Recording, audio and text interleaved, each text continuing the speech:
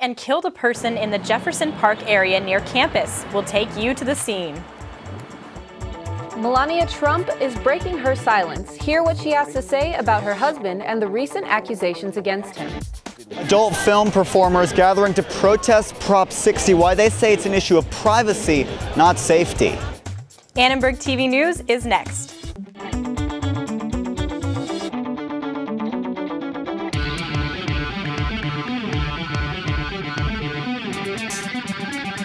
Live from USC, you're watching Annenberg TV News. An expo train was heading towards Santa Monica this morning when it struck and killed a man. Good evening, I'm Etienne Smith. And I'm Rachel Frayne. The incident caused several delays for a few hours. The incident happened on the 2300 block of Exposition Boulevard, just 3 blocks from the USC campus. The LAPD is now investigating the incident as a potential suicide. An Exposition Park resident says he is concerned about safety in the area. You need to have cameras here, and they need to have somebody here to always look, because there's kids walking up and down here every day, especially after like 2:30. The kids get out. And we don't see crossing guards. We see crossing guards like down the street where the schools are at, but nothing here. LAPD and Metro officials have yet to comment on the accident. Train service is now reported to be back up to speed and passengers should experience no delays. About 100 porn stars protested today on Sunset Boulevard. Annenberg Media's Cole Sullivan reports on why they don't want Proposition 60 to pass. Our bodies are choice! Our bodies are choice! More than 100 porn stars say they want Californians to vote no on Proposition 60. No Prop 60! Vote no Prop 60! Vote no Prop 60! They say the measure does more than just require adult film stars to wear condoms. I use condoms in some of my scenes sometimes, but there's so much more to this law. If it passes, producers of porn films that don't use condoms could be sued by anyone who watches. It will incentivize any California resident a 25% bounty to sue us directly. And that raises privacy concerns. Which would reveal our legal names and our home addresses to the people who wish us harm, our stalkers, our overzealous fans. And while the adult film stars protesting here today say it's about privacy, at the AIDS Foundation headquarters, one former performer says Prop 60 is about personal safety. I got chlamydia, I got gonorrhea, I got herpes, and then I got HIV in October of 2010. Burtz was in the porn industry for only half a year. I get that it's their bodies, their choice. That works if it's in your personal private life. It doesn't work if it's on a work set. He also says performers shouldn't be concerned about lawsuits. If these performers have a long-term interest in the films and they're making financial gains long-term, they're no longer a performer, they are now a producer. But protesters say that's not realistic for their industry. We create our own content, we webcam, we make money off of the productions that we're in. And that means they too could be sued if Prop 60 passes. For Annenberg Media, I'm Cole Sullivan. Tonight, Melania Trump sat down with CNN's Anderson Cooper to talk about her husband. The interview comes 10 days after the release of comments Donald Trump made about women in 2005. Our political anchor, Aiden McMillan, joins us now with more. Aiden? Thanks, guys. Before we talk about Melania Trump's interview, it was just announced that Today Show host Billy Bush was fired. Bush can be heard laughing in an audio recording as Donald Trump said that he kissed and groped women. Melania Trump has kept a low profile after the release of that audio, but in the interview with Anderson Cooper tonight, she defended her husband and his behavior towards women. But my husband is real. He's raw. He tells it as it is. He's kind. He's a gentleman. He supports everybody. He supports women. He encourages them. He encourages them to go to the highest level. Donald Trump spoke at a rally in Wisconsin today. In his speech, Trump told the audience that he believes the election is rigged and that the media is conspiring against him. The audience even began chanting, quote, "CNN sucks," while Trump was speaking. Okay. Go ahead, get him out. Thank you. Go ahead, get him out. Instead, Clinton's surrogates will be taking over her campaign events. Bernie Sanders spoke at an event today in Colorado about the importance of supporting Clinton over Trump. We have some serious business to go over. It's like the future of the world. Other than that, it's not too important. WikiLeaks has published more than 12,000 emails since last Friday that show some of her inner workings into the Clinton campaign. Here's a look at some of the biggest takeaways from the leak. They show how much thought went into how Clinton should respond to the controversy about her use of a private home server for classified content while she was Secretary of State. In possible transcripts from speeches Clinton gave to Wall Street donors, her positions on trade, national security, and the middle class were a bit different from what she's talked about publicly. And finally, the emails showed how much political calculation goes into every action taken by the political camp. Debates about the specific wording of campaign statements and tweets show the links her campaign goes to plan every aspect of her public persona. As of now, the Clinton campaign hasn't confirmed or denied the authenticity of the emails. Trump and Clinton will go head-to-head on Wednesday for the final presidential debate. We'll be bringing you updates with our live political coverage on Facebook Live and USCAnnenbergmedia.com. Rachel and Etienne, back to you. Thanks, Aiden. Many polls show Hillary Clinton is ahead, but the USC Dornsife LA Times poll is one of the few polls predicting Donald Trump will win the presidential election. The most recent poll shows Trump ahead of Clinton by a point.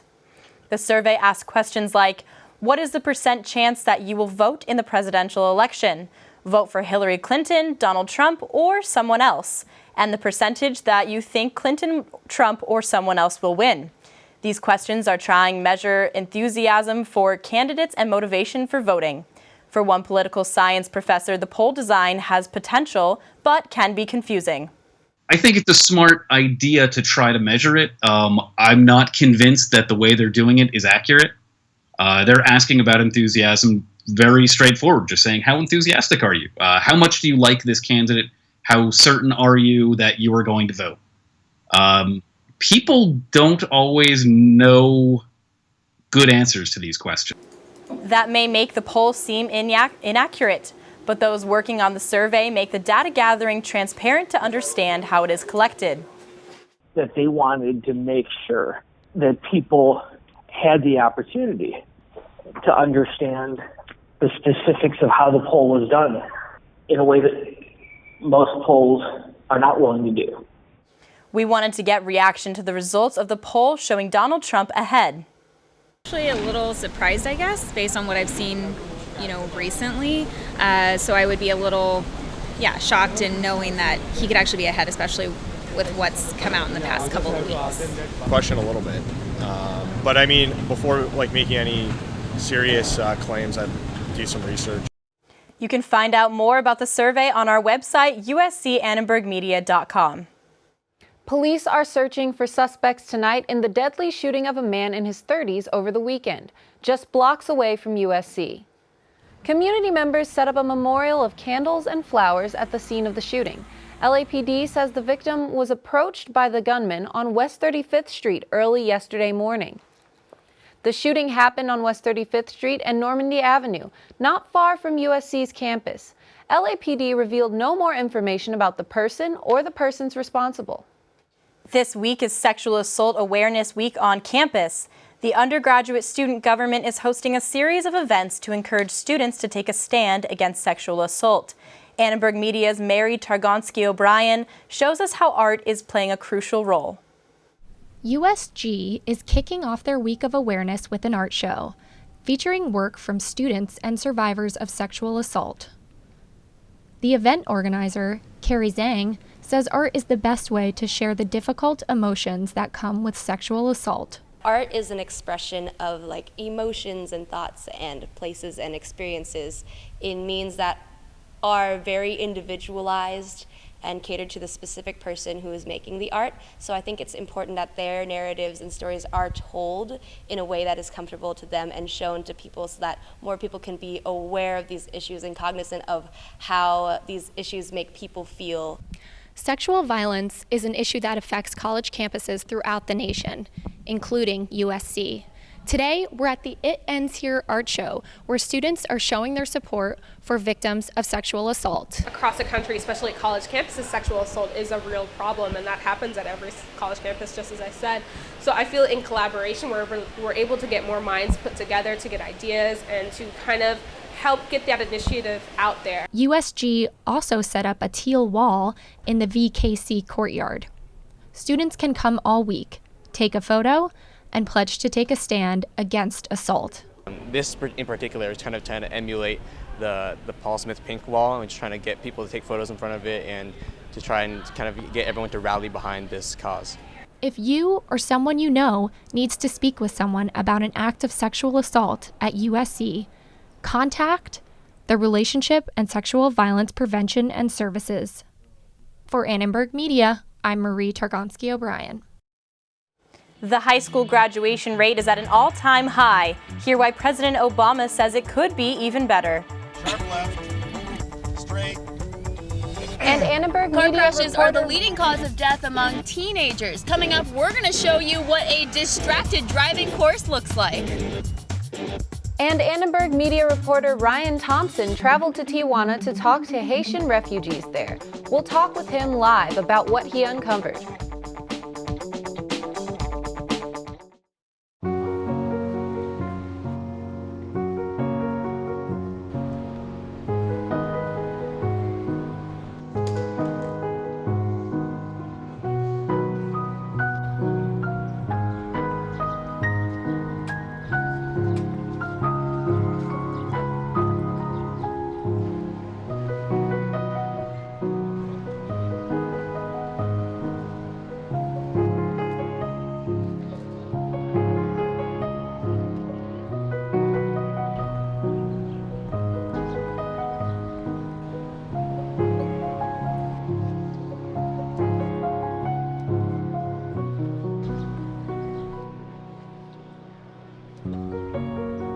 We'd do anything for kids.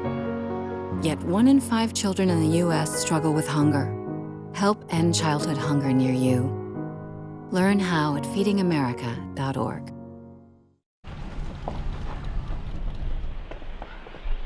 Got a quarter?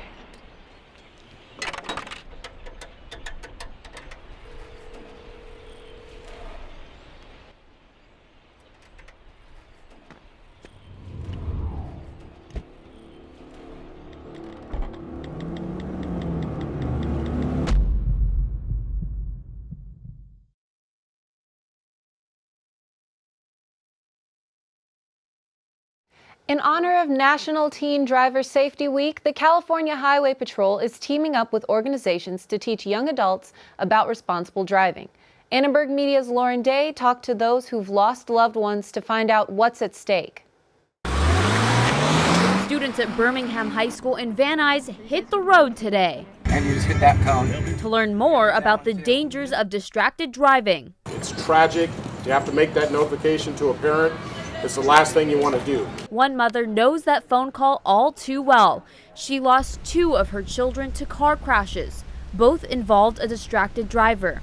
We had 2 surviving children, and so that projected me out of bed every morning because my first inclination is still to pull the sheets over my head. And she isn't the only mom dealing with that pain. The National Highway Traffic Safety Administration says the number of traffic deaths nationwide increased more than 7% last year to 35,000 deaths. Gonzalo Aranguez crashed into another driver while trying to pick up his cell phone. That driver was killed. It's a moment that I recall every day, and it's a very difficult to live with. Car crashes are the leading cause of death among teenagers, and distracted driving's not just texting while you drive, but it can be anything, even turning on the radio. Eek! And these high schoolers got to experience that firsthand. Hard back. To be able to do this and go through the cones and make sharp turns while doing it, it seemed pretty like impossible. Aranguez hopes teenagers and parents will learn from his mistake. For Annenberg Media, I'm Lauren Day.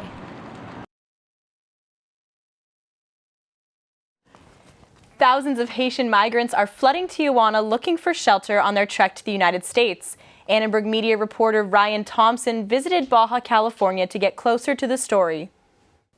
Hey Facebook, hello Annenberg Media. We are live here from Tijuana, Mexico. And since in the course of 2016, Mexico has issued about just over until October, 14,000 temporary residency permits.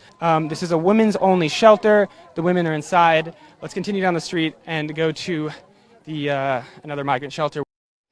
I'm actually here with Ryan to talk a little bit more about the migration crisis in Tijuana. Ryan, thanks so much for joining me. Thanks so much for having me. All right, well, let's jump right into it. So you've actually been in Tijuana, been able to see these things firsthand.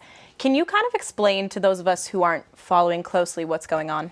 Yeah, so it's a crazy story. It's a bizarre story. In 2010, there was the earthquake in Haiti, and a lot of the citizens of Haiti faced years of destruction after. The country was in ruins, it was in political and economic turmoil. So they went to Brazil, they went to Argentina, they went to Chile to find other jobs, to seek refugee. And, for the ones in Chile and the ones in Argentina, they found work, they're still there, they're doing well. For the ones in Brazil, they found work eventually. The Olympics created a lot of jobs.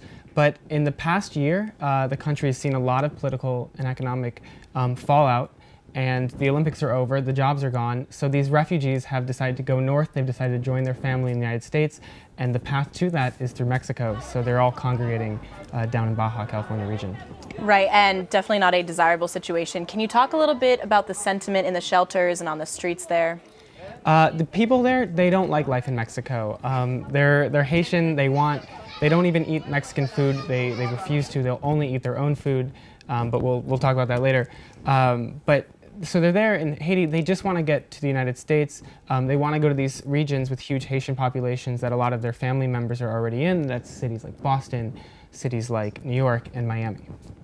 So I know that you got the chance to speak with a couple of the migrants, some priests. Can you kind of talk about what they added to the whole situation and what they had to say? The migrants were very frustrated. They're caught in a bad situation.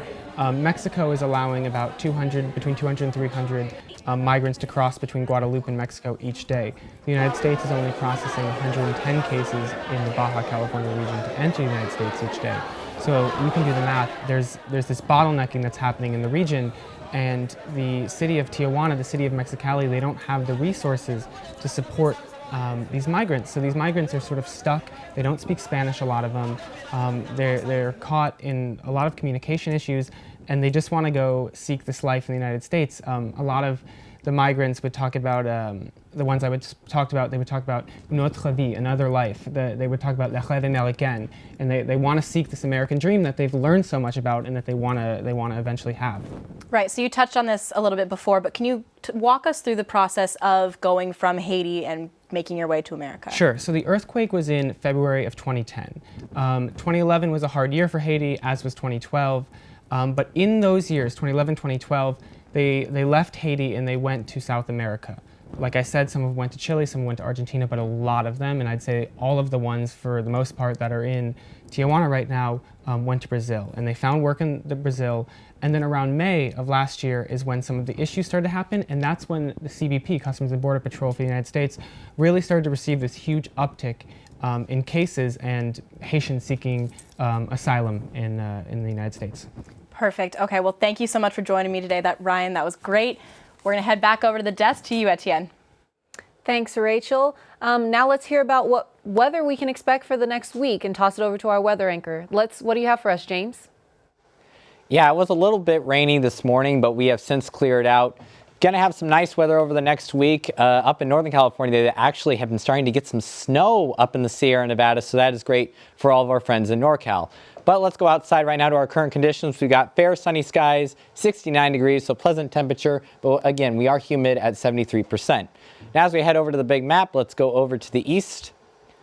We will start out with Riverside at 81 degrees tomorrow. Palm Springs will be 89 degrees, and San Bernardino will be at 83. As we head over to the coast, we have 82 in Thousand Oaks, 86 in Northridge, and tomorrow is going to be an absolutely beautiful day at the beach in Malibu at 73 degrees. Now, as we head over to downtown, we're going to see a mix of upper 70s to lower 80s. We will get up to 85, though, in Glendale, and here at USC, we will see a straight 80 degrees. Now, as we head over to our 5-day forecast, we're going to be just getting up to 80 degrees tomorrow, but then we're going to have a very quick warm-up, and by Wednesday, we're going to be nearly in the triple digits before we start cooling back down near the end of the week. All right, thanks so much, James. High school graduation rates are at a record high of 83%. In an address to students in Washington, D.C. today, President Obama said he thinks more can be done to increase that to 100% and get more students to college. There are still too many states that are cutting back on public education. And part of the reason tuition's going up is because states aren't putting as much money into state education, universities, community colleges as they used to. The graduation trends the president announced show improvement for students of all races since 2010 to 2011 school year. But Black, Hispanic, and American Indian students had the greatest increases, narrowing the gaps in achievement between them and their white and Asian counterparts. President Obama says graduation rates are expected to keep going up. The USC football team pulverized the Arizona Wildcats, who are now on a 4-loss streak.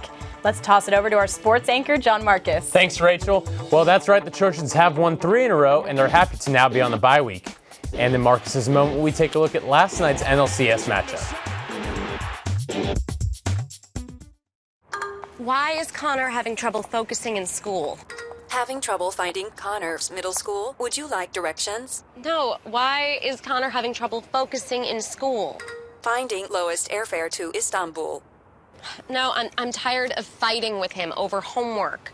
Home, walk, restaurant. Need a review? No, I need help. He's very smart, but his mind wanders. He's disorganized. I think I understand. Oh, good. French fries. Finding best potatoes. No! Russet. Fingerling. Yukon Gold. Why don't you understand me? Sorry, I was trying to show how Connor feels every day. Frustrating, isn't it? Redirecting to understood.org. For the 1 in 5 kids with learning and attention issues, this is what life can feel like. Explore understood.org, a free online resource about learning and attention issues, designed to help your child thrive in school and in life. Understood.org, because understanding is everything.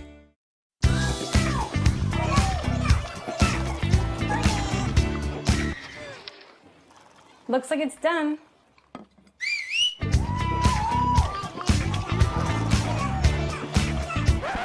Don't let salmonella get funky with your chicken. On average, 1 in 6 Americans will get a foodborne illness this year. You can't see these microbes, but they might be there. So learn the right temperature to cook each type of meat. Keep your family safe at foodsafety.gov. Welcome back to ATVN. The Trojans have increased their winning streak to 3 games after easily defeating the struggling Arizona Wildcats this past Saturday. The stats continue to rise across the board for redshirt freshman Sam Darnold after he was announced as the starting quarterback. In the 48-14 victory, USC's offense scored their most points of the season. Darnold threw for over 235 yards and 5 touchdowns. The team also had 2 rushing touchdowns with 320 rushing yards. USC's receiving corps has made the Trojans look so good over the past few weeks. Juju Smith-Schuster hauled in 3 touchdowns on a remarkable day, moving his total to 8 on the season. Now that wide receiver Stephen Mitchell is out for the year with a torn ACL, others such as Devontae Burnett will have to step up to alleviate the loss. USC has a bye this week, but will face Pac-12 North foe Cal next Thursday night at the Coliseum. The Trojans offense will have another opportunity to light up the scoreboard against the Golden Bears defense that's allowing an average of 40 points per game. Going over to volleyball, the women of Troy had a successful trip up north in Eugene and Corvallis this weekend, beating both number 16 Oregon and Oregon State, bringing the team's record up to 13-6 and back up to the number 25 in the polls. Outside hitter Kalia Lanier earned Pac-12 Freshman of the Week honors after her standout performance in the match against Oregon.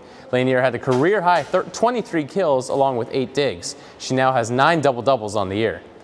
The freshman averages just over 4 kills per set. She played a key role in USC's victories of the Oregon schools. In the process, she picked up her first career weekly honor. The American League Championship Series returns tonight. Cleveland is coming into Toronto, already up 2-0. Let's take a look and see how it's going so far in Game 3. Right now, the Indians are up 2-1 over the Blue Jays in the 3rd inning with a 2-1 score. Mike Napoli hit a 2-run home run. If the Indians win, they can clinch tomorrow and go to their first World Series and possibly win for the first time since 1948. So far this postseason, the National League has been far more exciting. The NLCS is tied at 1 apiece after an incredible performance from one of the best in the game, Clayton Kershaw. This series has proved to be a chess match for the managers. And we take a look at last night. Coaches Joe Madden and Dave Roberts squared off in Game 2. And at the top of the second, Adrian Gonzalez takes it to the other side of the field. And the Windy City carries this one out to left center for the only run of the game. But this night proved to belong to Clayton Kershaw. After throwing a perfect 4 2/3 innings, Kershaw finished with 7 shutout innings, bringing in closer Kenley Jansen to fan the final 6 batters of the game perfectly. And the Dodgers slip away and come back to LA with home field advantage. I've said it time and time again, he's the best pitcher on the planet. I'll take him any day, and as well as 29 other managers. Have needed Kershaw in the playoffs so far. This October, the team is 4-0 when Kershaw plays and 0-3 when he doesn't. The Dodgers will continue to lean on their ace for the rest of the postseason. The Dodgers and Cubs will square off again tomorrow night in Los Angeles. The Dodgers now have home field advantage as they will play in Chavez Ravine for the next 3 games on Tuesday, Wednesday, and Thursday. That's it for sports. Back to Rachel and Etienne. Starting this week, you'll be able to view Donald Trump in the flesh. Find out where and how you can see the presidential candidate. Guess what? I have some news for you. There's free food right there, junk food. You see that truck? Oh, jeez. It's a 2 Michelin star chef. All for free, ladies and gentlemen. All for free. Here we have a panzanella with summer vegetables and pesto. Enjoy. How we doing? Fantastic. So what do you got going on underneath that plate there? This food is really about to be thrown away. Yeah. Bro? Is there something wrong with this food? Where did you get it from? From farmers markets. They put aside the ugly vegetables and the ugly fruits. Carrot top, soft avocados. It was all food that was going to be discarded. Even the drink you had is made from like a little bruised peach. Did it taste a little bruised? Great. It was good. The average person throws away 24 pounds of food a month. That's a lot. Isn't that a lot? Go visit savethefood.com for more information. Thank you. Junk food time!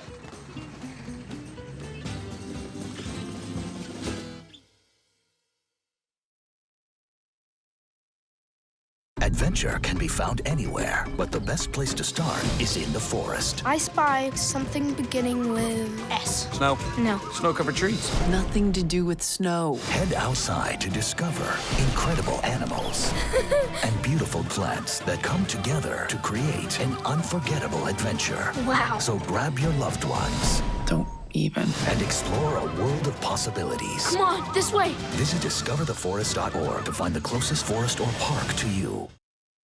A statue of a naked Donald Trump is on display at a Los Angeles art gallery this week, just in time for the 3rd presidential debate.